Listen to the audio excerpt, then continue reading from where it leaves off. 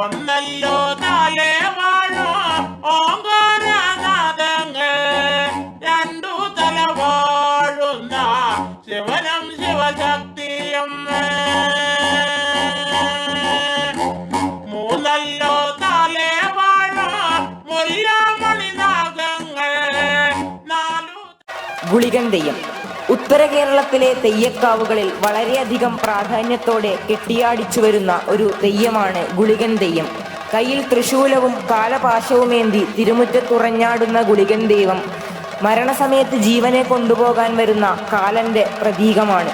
അഷ്ടനാഗങ്ങളിലും ഗുളികന് സ്ഥാനമുണ്ട്. അറിയാം പരമശിവൻ കാലന്റെ കർത്തവ്യം നൽകി ഭൂമിയിലേക്ക് അയച്ച മൂർത്തിയുടെ കഥ.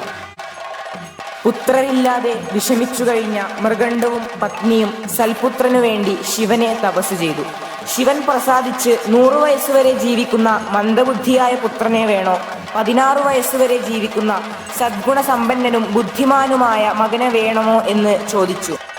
16 വയസ്സ് ആയുസ്സുള്ള പുത്രനെയാണ് അവർ ആവശ്യപ്പെട്ടത്.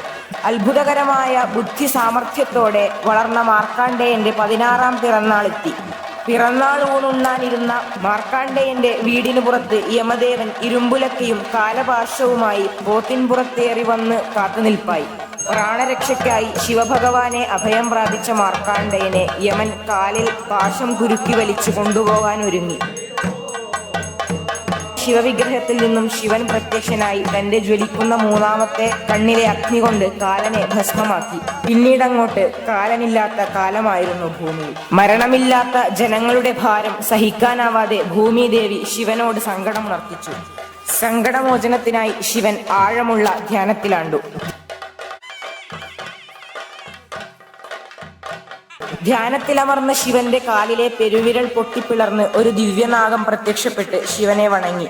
അഷ്ടനാഗങ്ങളിൽ സ്ഥാനവും കാലന്റെ കർത്തവ്യവും ഏൽപ്പിച്ച ശിവൻ നാഗത്തെ കാലന്റെ ആയുധങ്ങളും നൽകി ഭൂമിയിലേക്ക് അയച്ചു. അങ്ങനെ ഗുളികന് പുറങ്കാലൻ എന്ന പേര് സിദ്ധിച്ചു.